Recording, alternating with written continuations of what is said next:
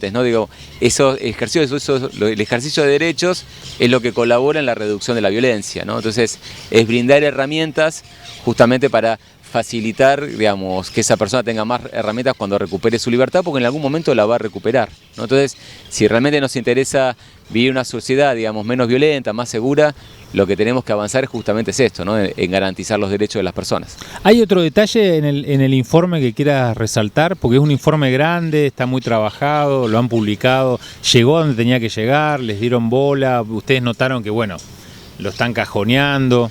Bueno, nosotros lo presentamos a fines de año a los 3 poderes del Estado. La verdad que fue interesante la presentación, se hizo en la legislatura, hubo autoridades del Poder Judicial, hubo diputados y diputadas, hubo personas también del Ejecutivo, autoridades de la policía, así que la verdad que en ese sentido entendemos que le dieron un valor de importancia y muchas de las recomendaciones, algunas más sencillas, otras más complejas, se fueron teniendo en cuenta, digamos, por ejemplo, para decir algo sencillo, revisamos también los tanques de agua de las unidades, ¿no?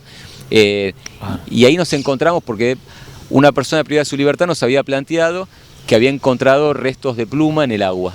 Entonces fuimos a revisar los tanques y sí, nos encontramos en algunos casos en tanques que no tenían la tapa, ¿no? Entonces, a partir de eso, y en la misma agua que quizás consumía también el mismo personal que está en la unidad, ¿no?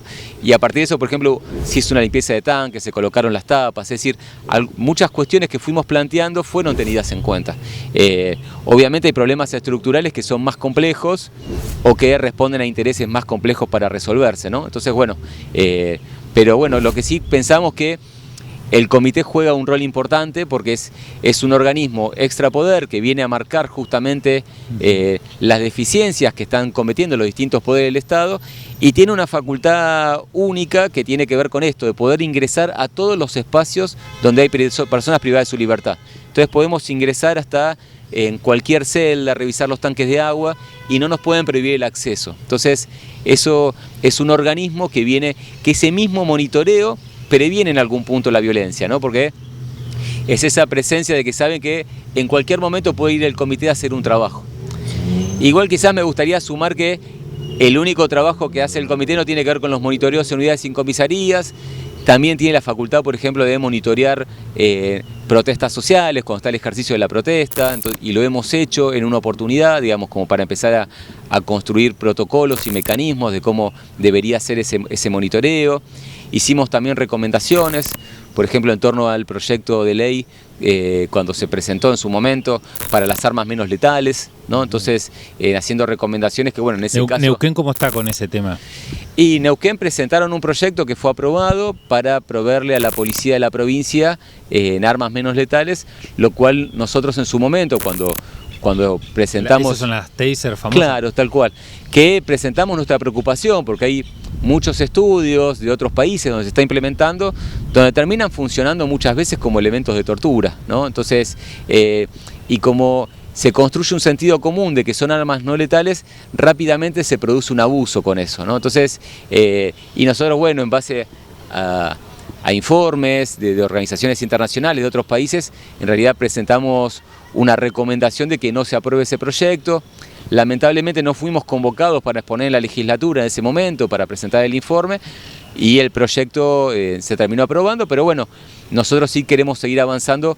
Lo quería dar como ejemplo de que también el comité tiene esa facultad de hacer capacitaciones, hacer recomendaciones, hacer estudios de distintas temáticas vinculadas con la prevención de la violencia estatal, si se quiere. Con respecto al trabajo en sí, nos decías que estaban también dando recomendaciones con la cuestión de la protesta social, ¿no?